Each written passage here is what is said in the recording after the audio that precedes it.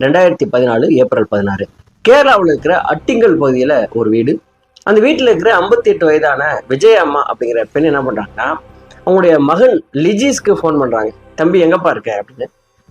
பக்கத்தில் வந்திருக்கம்மா சொல்லுங்க அப்படின்னு சொல்லிட்டு அவர் கேட்குறாரு. இல்லைப்பா, உங்களுடைய ஃப்ரெண்டு ஒருத்தர் கல்யாணத்துக்காக பத்திரிக்கை கொடுக்க வந்திருக்காரு, நீ வந்தால் தான் போவேன்னு சொல்லி உட்காந்துருக்காருப்பா, கொஞ்சம் சீக்கிரம் வரையா அப்படின்னு சொல்லி கேட்குறாங்க.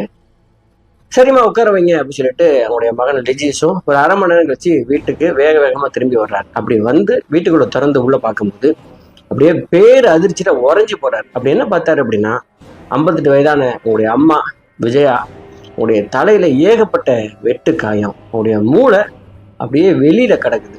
அது மட்டும் இல்லாம உங்களுடைய வெறும் 3 வயதான பெண் குழந்தை. அந்த பெண் குழந்தை பேரு ஸ்வஸ்திகா. அந்த பெண் குழந்தைக்கு ஏகப்பட்ட வெட்டு, அந்த குழந்தையுடைய மூளையே வெளியில கிடக்குது. இந்த காட்சியை பார்த்துட்டு அப்படியே பீதியில உறைஞ்சு போயிட்டு என்ன பண்றதுன்னு தெரியாம அவர் அதிர்ச்சி நிற்கும் போது அந்த வீட்டோட ரூமுக்குள்ள இருந்து ஒரு மர்ம நபர் வெளியில வர்றான். அவன் கையில கத்தி இருக்குது.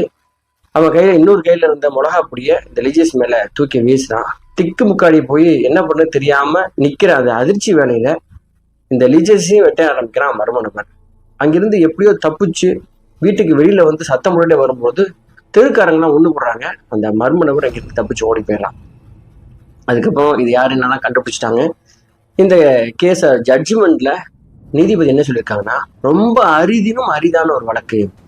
இந்த கொலை குற்றவாளி உயிர் வாழ்றதுக்கு தகுதியே இல்லாத ஒரு நபர் அப்படின்னு சொல்லியிருக்காங்க. அது மட்டும் இல்லாம அந்த கொலையாளி ஒரு சின்ன குழந்தைய கொன்னால, அந்த கொலையாளி பயன்படுத்தின கத்தி, அந்த கத்தி சைஸ் கூட இல்லை, எப்படி அந்த குழந்தைய இப்படி கொல்றது உனக்கு மனசு வந்துச்சுன்னு சொல்லி வேதனையை பதிவு பண்ணியிருக்காங்க நீதியரசர். சரி, இந்த கிரைம் எங்க நடந்தது, ஏன் நடந்தது, இப்படி நடந்த மர்மமான விஷயங்கள் எல்லாத்தையும் நம்ம இந்த வேளையில பார்க்க போறோம். சரி, இது எங்க நடந்தது அப்படின்னா, கேரளாவில் ஆலம்கோடு அப்படின்னு ஒரு பகுதி இருக்குது. இங்க அட்டிங்கல் இந்த பகுதியில் வாழ்ந்துட்டு இருந்த ஒரு குடும்பம் தான் தகப்பன் செட்டியார் விஜயம்மா. தகப்பன் செட்டியார் வந்து அங்க சின்ன தொழில் பண்ணிட்டு இருக்கிறாரு. நல்ல ஒரு அழகான குடும்பம், பணத்துக்கும் பிரச்சனை குடும்பம். ஒரே பையன் லிஜிஸ். இந்த பையன் ஸ்கூல் காலேஜ் எல்லாம் முடிச்சுட்டு அங்கேயே ஒரு பிரைவேட் கம்பெனியில் ஒர்க் பண்ணிட்டு இருக்காரு. அந்த பையனுக்கு ஒரு 27 வயசு ஆகும்போது சரி பையனை கல்யாணம் பண்ணி வச்சிடலாம் அப்படின்னு முடிவு பண்ணி அவங்களுக்கு அந்த பையனுக்கு ஏற்ற மாதிரி ஒரு பெண் தேடுறாங்க. அப்படி அவங்க தேடினதுல தன் பையனுக்கு மேட்சிங்காக ஒரு ரொம்ப அழகான ஒரு பெண் கிடைச்சாங்க. அந்த பெண் பேர் தான் அனுஷாந்தி. பெண் வீட்டாருக்கும் மாப்பிள்ளை வீட்டாருக்கும் ரொம்ப பிடிச்சி போச்சு. அதுக்கப்புறம் ஒரு நாளில் ஃபிக்ஸ் பண்ணி கல்யாணத்தை பண்ணாங்க. இந்த 2 பேருமே ரொம்ப அருமையான ஒரு குடும்ப வாழ்க்கையை ஆரம்பிச்சாங்க. அவங்க அன்புக்கு அடையாளமா சீக்கிரமே கர்ப்பமானாங்க அனுஷாந்தி.